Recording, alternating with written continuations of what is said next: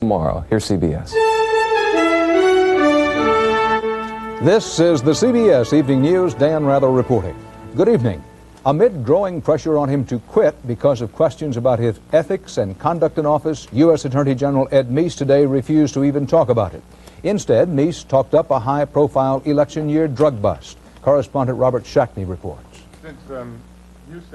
The Attorney General had his problems making the announcement of what he called the biggest international drug case ever brought. He had to fend off repeated questions about demands that he resign. Today, I will not be answering any questions on topics other than what we're announcing here. What he and the FBI were announcing was the mass arrest of 233 members of the Sicilian Mafia in this country and in Italy. The Sicilian Mafia that today's actions are directed against is one of the primary groups responsible for the importation of Southwest Asian heroin into the United States. It is the largest international drug case ever developed by the Department of Justice. Suspects were arrested this morning in New York, Houston, and other major cities. For the most part, they were not connected to the known American Mafia families. They are, the FBI says, a separate Sicilian-based mob. The subjects included owners and employees of pizza parlors, clothing boutiques, automobile dealers, and even a Catholic priest. The group allegedly smuggled heroin in massive quantities from Pakistan through Sicily to New York. From there it was moved to dealers in Puerto Rico, Miami, Los Angeles, Houston, Washington, and to one unexpected transshipment point, Charlotte, North Carolina. The FBI made its case by tapping telephones and sending undercover agents to the pizza parlors, car dealerships, and other businesses the alleged drug dealers owned or worked in. On the telephone, of course, they had so-called open codes. Heroin was often described as suits or pants because so many of them were in the clothing business. They thought that would not seem unusual. The suspects, the FBI says, not only imported drugs, they exported them. According to the allegations, these defendants shipped cocaine, which was strapped to the bodies of couriers, to Italy, where it was exchanged basically on a one-for-one basis for heroin. The FBI doesn't know how much of the drug trade today's arrest will actually interrupt. Will only say that the impact should be substantial. Calculating the real effect is at best an educated guess. Robert Shackney, CBS News, Washington. South Carolina Senator Strom Thurmond met with Meese today against a backdrop of concern over how Meese might be hurting Republican candidates in November. The ranking Republican on the Senate Judiciary Committee said he expressed Congress's, quote, deep concern to Meese, especially about the recent resignations of two of Meese's top aides. Published reports today said one of those aides, Assistant Attorney General William Weld, quit after telling Meese that it was a close call as to whether Meese should be prosecuted. President Reagan's spokesman says Mr. Reagan wants to sign the new Nicaraguan Contra aid bill before leaving tomorrow on a 10-day vacation. The Senate today gave final congressional approval to the new $48 million humanitarian aid bill. Ignoring President Reagan's veto threats, House and Senate negotiators today decided to retaliate against a Japanese company that gave the Soviets high-tech military technology. CBS News Capitol Hill correspondent Phil Jones reports on the economics and the politics behind this election year fight over trade policy and foreign policy. The congressional retaliation today was against the Toshiba Corporation for selling sophisticated computer machinery to the Soviet Union, supposedly helping the Russians produce quieter submarine propellers that make detection more difficult. As part of a massive new trade bill, negotiators proposed a 3-year ban on U.S. government purchase of any Toshiba products, from televisions to computers, and a 3-year prohibition on imports of any Toshiba machine tools. Individual consumers would not be affected. I frankly have gotten very tired of the administration not doing anything about this problem, and from the very beginning I said it was not a trade issue, it was a national security issue. But top Reagan administration officials warned in a letter earlier this week that this kind of retaliation would deprive the president of flexibility in national security. It is going to undermine the kind of cooperation that you need, not only from Japan, but from the European allies. National security is clearly a concern of the congressional negotiators who are hammering out a 1,000-page trade bill. But the Toshiba incident is a perfect target for American politicians like those who symbolically smashed Toshiba products in front of the Capitol last summer. They want to show all the voters back home that they're doing something about the alarming trade deficit, which soared above $170 billion last year. I think the idea of beating up on somebody other than a United States company is very attractive to the Congress. Administration officials have warned that this could be veto bait for the president. But by the time this election year trade bill is finished, he'll probably have lots of reasons to bring out his veto pen. Phil Jones, CBS News, Capitol Hill. Jesse Jackson's frontrunner surge has him locked in a tough fight. Right now, he's trying to position himself to beat Michael Dukakis and Albert Gore in Wisconsin Tuesday. Jackson's move out front has already brought him, among other things, new respect, the beginnings of direct criticism, and new questions about exactly what a Jackson administration would do. CBS News Chief Washington correspondent Bob Schieffer has been looking into this. Basic working people. We must raise minimum wage. We must have comparable worth for women. We must educate our children. We must have a health care plan for all of the American people. All the way, all the way, all the way. What Jackson wants is nothing less than a massive reordering of national priorities, a comprehensive national health insurance program, more money for daycare, better wages and full employment, more than $6 billion to stem the flow of drugs, and a doubling of the education budget. We asked Stuart Eisenstadt, who was Jimmy Carter's chief domestic advisor, to assess Jackson's programs. The problem with Jesse's domestic program is that while it does, in fact, raise a lot of important social issues at a time of mega deficits, he's really proposing a program that's both politically and economically unachievable. By Eisenstadt's calculations, what Jackson wants to do would cost between $50 and $100 billion. That means a shift in budget priorities and within the existing budget by cutting the 100% increase that we had in the military budget, scaling that back to a defense that is what I like to think of as mean and lean. Guided missiles, misguided leadership. We can cut the defense budget without cutting our defense.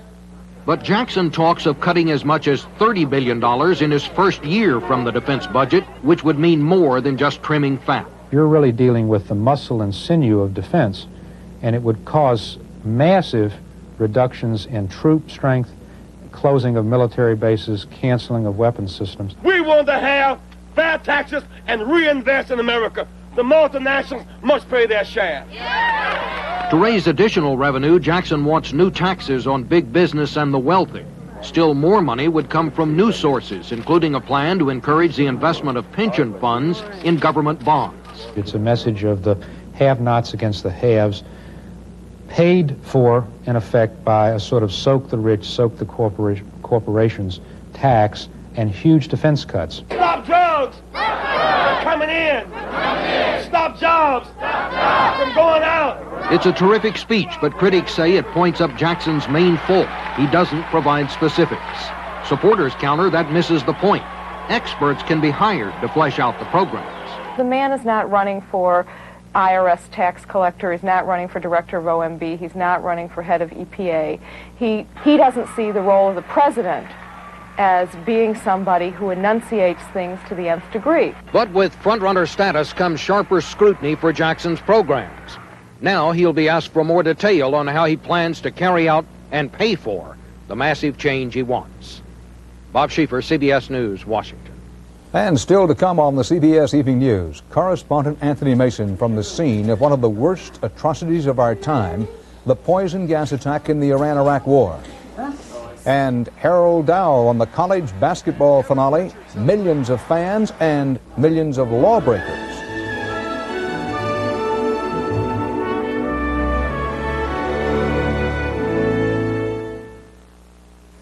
I was practicing my hook shot when she walked in. Looks like we're working together. Brains, talent, she had everything. This story's hot. Including bad breath. Something wrong? I moved to the right, the left. There was no escape. Excuse me. Somebody like her. How could I forget Scoop? Bad breath germ, goodbye. Wow, I'll show him. Oh no, not again. Hi. Her breath. I figured it out. Right. For a positive reaction, the power of Scope. Now that we cleared the air, we could finally get down to business. If you want to know which plant food America's best gardeners use, ask the champions in the Guinness Book of World Records. I swear by Miracle-Gro. It's the best. I grew my world record cucumber with Miracle-Gro plant food. I know Miracle-Gro gives me more vegetables than other types of plant foods. Hey, if world champion gardeners depend on Miracle-Gro, shouldn't you? Now, the Miracle-Gro no-clog feeder. It's so easy. Just drop in and spray on. So fast, you'll feed your whole lawn and garden in minutes. There's one company that knows your home almost as well as you do. So when it comes time to sell, they're the people you should call. Better Homes and Gardens Real Estate Service. Where does it hurt? Here. For indigestion, heartburn, and gas, nobody does as much as Malox Plus. Dose for dose, it neutralizes more than any regular strength antacid and dissolves gas. Nobody does as much as Malox Plus.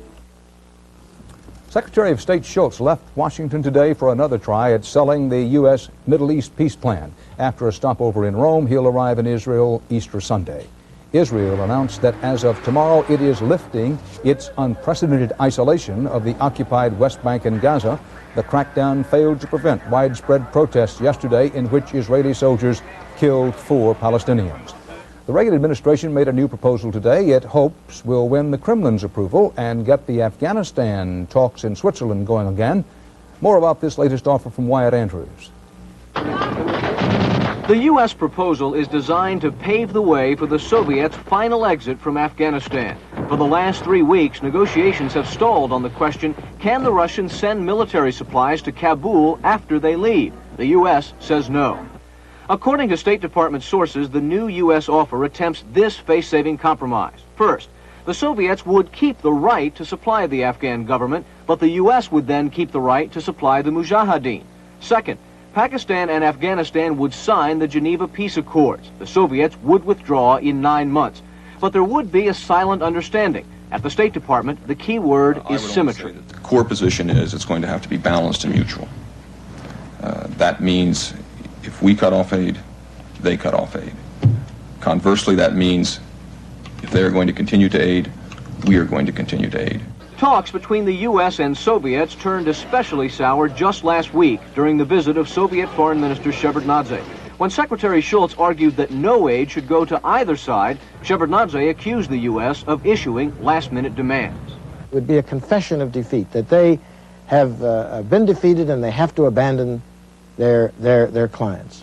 No one is confident the Soviets will sign on to the latest U.S. proposal, even though it seems to be the only way out.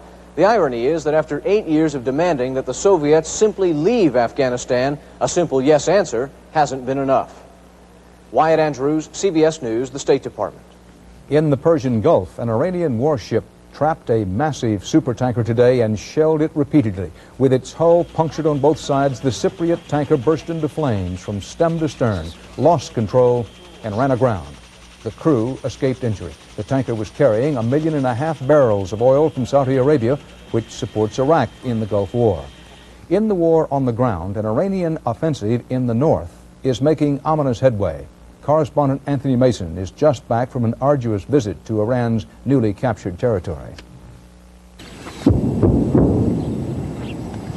A distant exchange of artillery fire as Iranian troops push further into northern Iraq. The bodies of Iraqi soldiers lie scattered along the roads of the Iranian advance.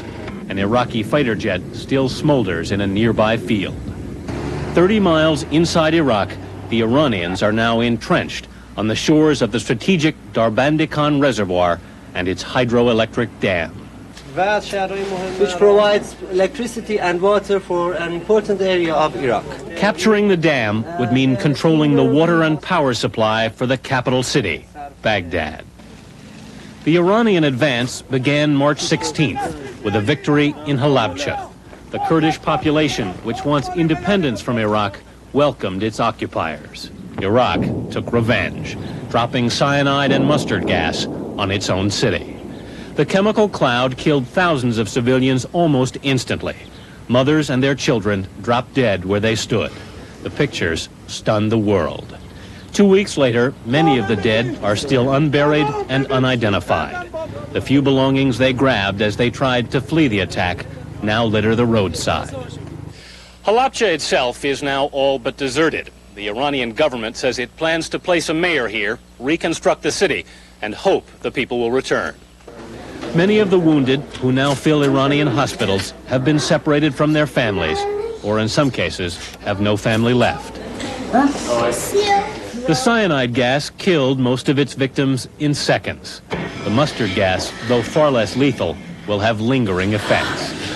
Doctors say many will have severe respiratory problems for the rest of their lives. 400 square miles of Iraq are now under Iranian control, and, as Western reporters found, under Iraqi counterattack. Come on, go, go. With this thrust, for the first time on radio war bulletins and in the Iranian press, they talk of conquering the entire country. For Iraq, heavily outmanned, the only answer may be to use the most desperate measures. Anthony Mason, CBS News, Halabja.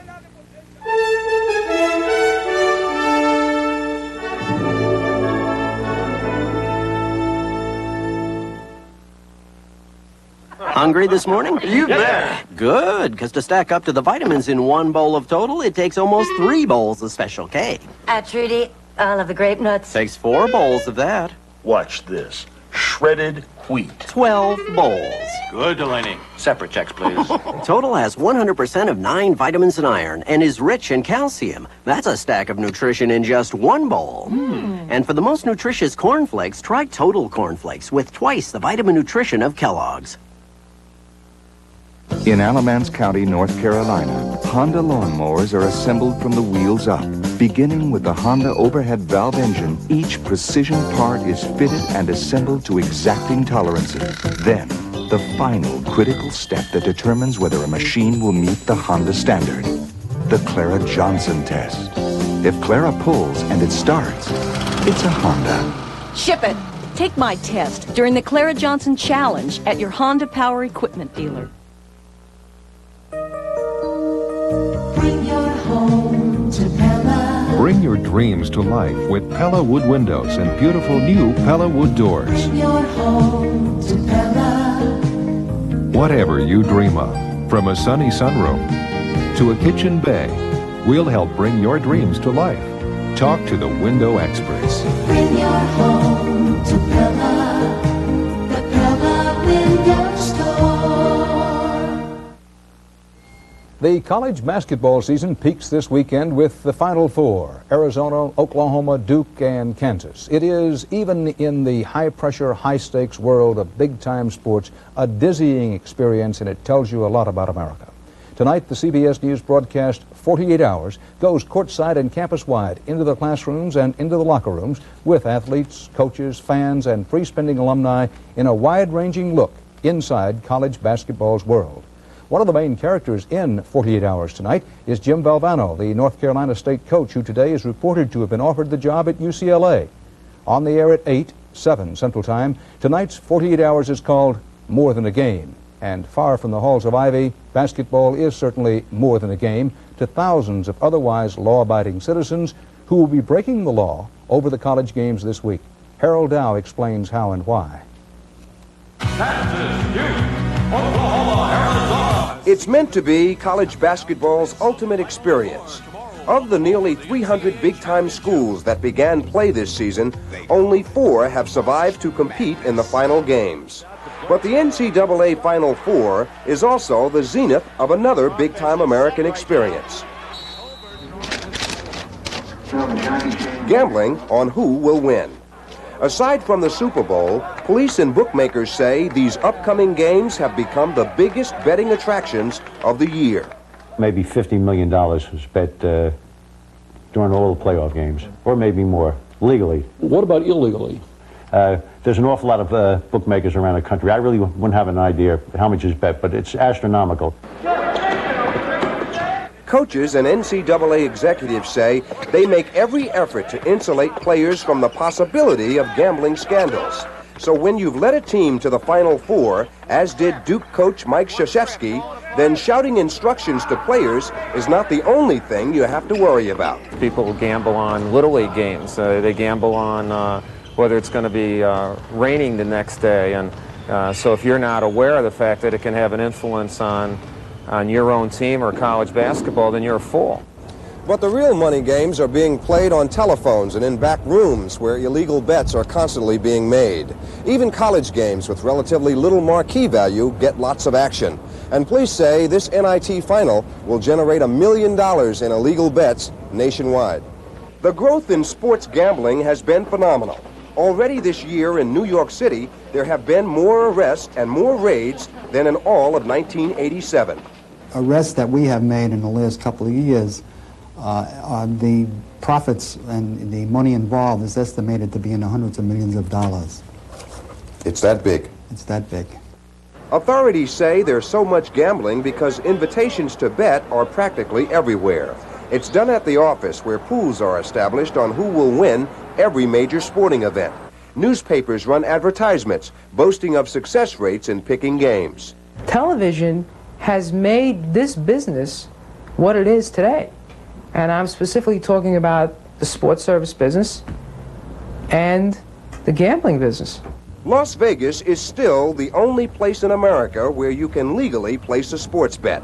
But with so many fans all over the country watching, taking, and giving odds on the outcome of this weekend's games, police say the number of people breaking the law will run into the millions.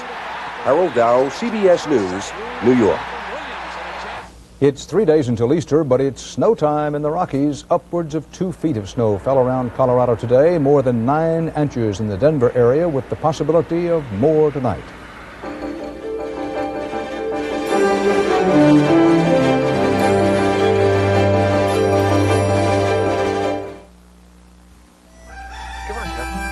Got a lot of eggs there. Oh, you know what I always say. Easter ain't Easter without eggs.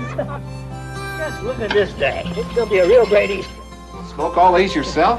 You know what I always say. Easter ain't Easter without a ham. Hey, didn't I put my eggs there? That's the FTD Easter basket bouquet. Real nice. You know what I always say. Easter ain't Easter without flowers. The FTD Easter basket bouquet. Bright spring flowers in a colorful Easter basket. Your first blind date in 30 years, and you've got dirty dentures. I just soaked them. Well, soaking's not enough. Brushing with denture gel cleans dentures almost twice as clean. Hope she uses denture gel. Brush with minty denture gel. They can't do this to me. I have a company car, Italian office furniture, a family, and that printer delivers 4,000 misprinted invoices. Why let a bad printing job ruin a perfectly good career? Take it to Pip. I could lose my dental plan. There's only one of these in the whole world. And you gave it to me. Whoa, what a crunch. That's unreal. It's not unreal. It's all natural. You said there was only one of these. I meant that one-of-a-kind nutty taste. I was going to say nutty taste. What are these? Grape nuts. I was going to say grape nuts. You were going to say grape nuts. I was going to say grape nuts. Post Grape Nut cereal, the one and only. He was going to say grape nuts. The Charlotte Observer today won 2 Pulitzer Prizes, including the Public Service Award for exposing the misuse of money by Jim Bakker's PTL television ministry. Other Pulitzer winners today were Thomas Friedman of the New York Times for international reporting from Israel, Tim Weiner of the Philadelphia Inquirer for his series on a secret Pentagon budget, writer about television Tom Shales of the Washington Post for criticism, Alfred Urey for his play Driving Miss Daisy, and Toni Morrison for her novel Beloved. And speaking of prize winners, there is not likely to be another like Douglas Edwards, who will retire here tomorrow after 46 years of broadcasting in the news for CBS television and radio. Doug has anchored a CBS network television news broadcast continually since 1948, a feat without parallel. But there's more to his story. CBS News presents Douglas Edwards with up-to-the-minute developments from all parts of the world. Mr. Edwards. Good evening, everybody. Douglas Edwards was the first anchor of the CBS Evening News. That was in 1948. Before that, for 2 years, television news was broadcast only on Thursday and Saturday evenings. But his personal story goes back even further, and to tell it is to chronicle the growth of television news as we know it today. Hello, America. This is Edward Murrow speaking from London. He is the last of Edward R. Murrow's correspondents, still reporting to the nation every day. I was hooked early on, March of 1938. I heard what was the first World News Roundup, and I said, that's where I want to go. I want to join those guys. And 4 years later, I got lucky and I made it. Just before VE Day, Doug joined Murrow, broadcasting from London. And I said, well, Ed, on this great VE Day in London, at which point the usually somber Mr. Edward R. Murrow disappeared under the table, chortling and laughing all the way through my next 3 minutes on the air. Soon after the end of the war, Doug returned to New York and radio and television. He anchored the 1948 political conventions in Philadelphia with Murrow and Quincy Howell. A pioneering beginning, but radio was still dominant. The 15-minute television evening news broadcast was put together in those early days in what now seems an ancient newsroom in Grand Central Terminal. Doug and producer Don Hewitt created and improvised. We're thinking for you about 500 feet over the Atlantic. Doug established that anchors should not be chained to their desks. In 1956, he was on the scene of one of the great tragedies of the sea, the collision of the Stockholm and the Andrea Doria. The ship is taking water fast, a terrible sight to see. And down goes the Andrea Doria, the time 10:09 Eastern Daylight Time. In 1956, he was at the Democratic Convention in Chicago with Walter Cronkite. Doug Edwards is down on the floor of the convention. Let's see if we can pick him up now. Doug? Down on the floor we have Colonel Jacob Harvey. There hasn't been a time since 1948 that Douglas Edwards has not had a daily news broadcast on the CBS television network. Douglas Edwards, CBS News, New York. More news later, right here. More news right here, of course. But Douglas Edwards takes off his microphone tomorrow for the last time. He invented the job of anchoring, did it himself for 40 years, and taught 2 generations of anchormen, including this one, how to do it. He's retiring, but he'll be here with us in spirit, and he'll be a part of every broadcast we do. That's tonight's CBS Evening News. We hope you'll join us for 48 Hours with Coach Jim Valvano and others in the world of big money basketball tonight at 8, 7 Central. See you then. The first name in copiers probably isn't the copier name you think of first. But it's a name that links speed and performance with uncompromising reliability and makes innovative technology simple to use. For meeting the needs of every size business, business relies on the most popular copiers in America. From personal to high-performance copiers, the choice is Canon.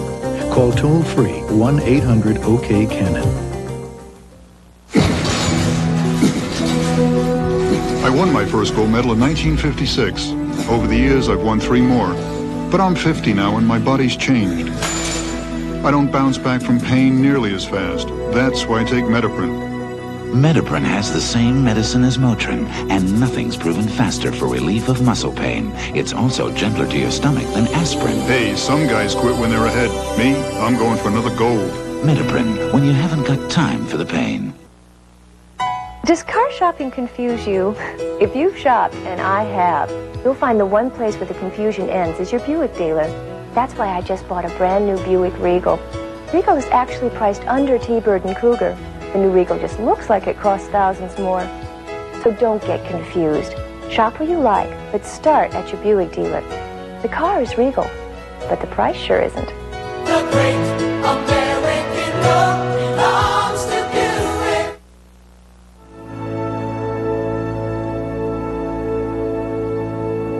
More than a game. Big-time college basketball, the stuff of dreams. But who are the real winners and losers? 48 Hours tonight. This is CBS. Coming up on Eyewitness News tonight, the Hickory Hollow area is under siege as police search for the man who shot a Metro police officer this afternoon. And Mayor Bill Boner talks about the state of Metro without specifically mentioning increased taxes. Plus, we'll have the latest on efforts to get Tennessee walking horses back into the ring. Join us for these stories and more coming up next. There's something special going on at your Toyota dealer right now. 99 days in March with 99 ways to save. Name one, Corolla value for the low lease price of $99 a month.